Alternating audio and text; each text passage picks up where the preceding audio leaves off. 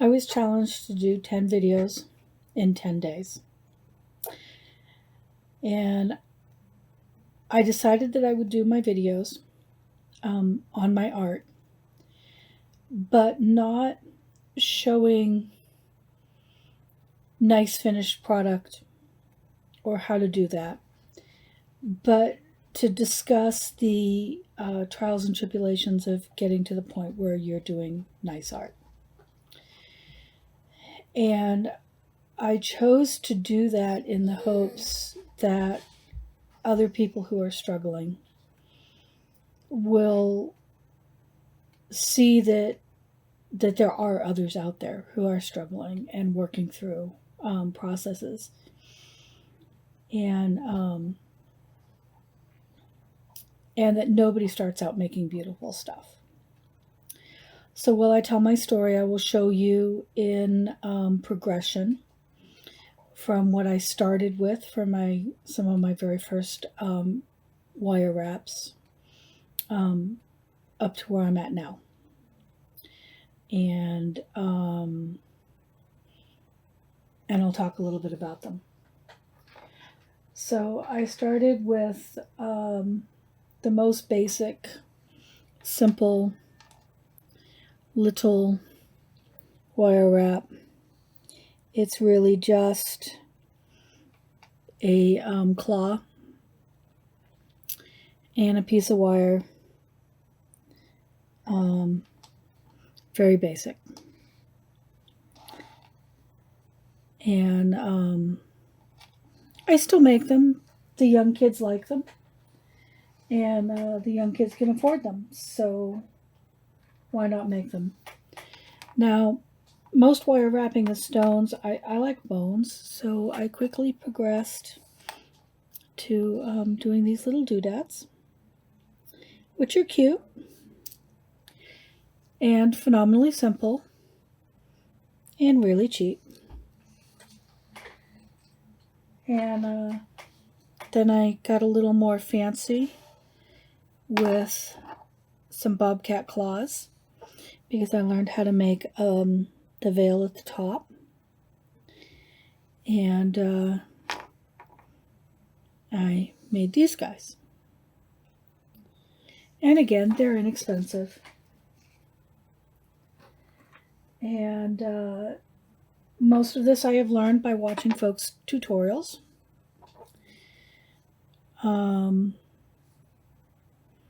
I watch quite a bit of Back to Earth Creations, Master Wraps in their classes. This is a shark's tooth. I like this one a lot. This is actually just a bead and some bones. It's a toe bone. So you can see that slowly I progressed to getting more fancy. It's a very basic jawbone. I didn't have a great understanding of how to tie that one off. I thought about redoing that one, but then I thought, I should keep it. It shows my progression. And then these are vertebrae. And they're, a little more fancy. Kind of pretty. At least I think they are. I show this one because it's the very first encased stone that I did, where the stone is not drilled through. It's just held by the wires that are wrapped around it.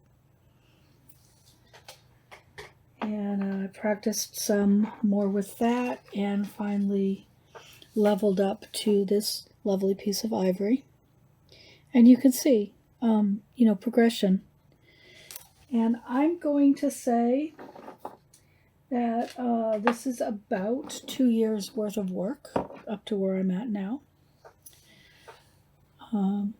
This is a piece of labradite. I purchased this one because somebody gave me another piece of labradite and asked me to do a commission, and I hadn't done that.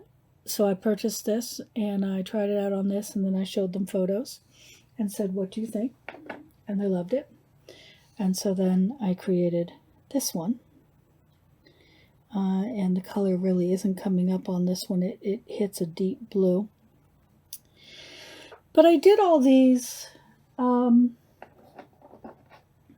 about 2 years. And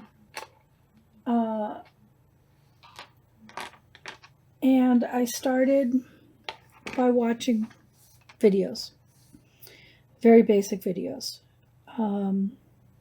Videos about how to wrap a wire, how to attach a bead.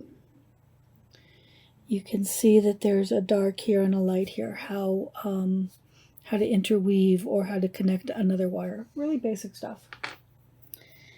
And then a little more difficult, how to put 2 wires together. And this is something that I use a lot. In my pieces, you will find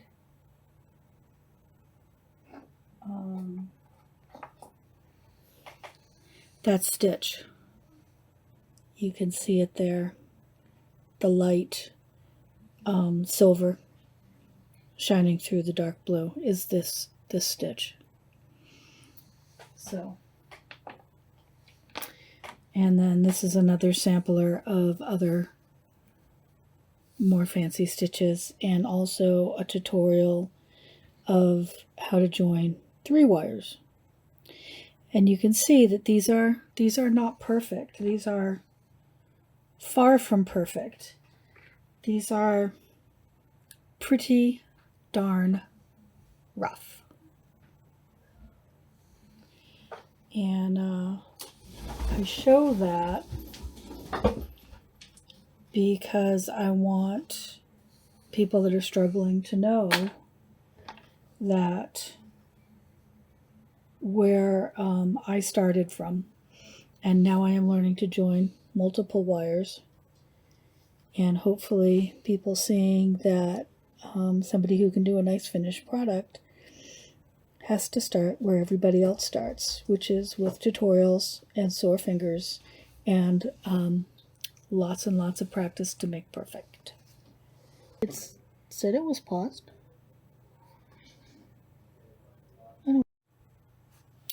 Now, I had said that I wasn't going to talk about what I thought I was going to talk about this time around.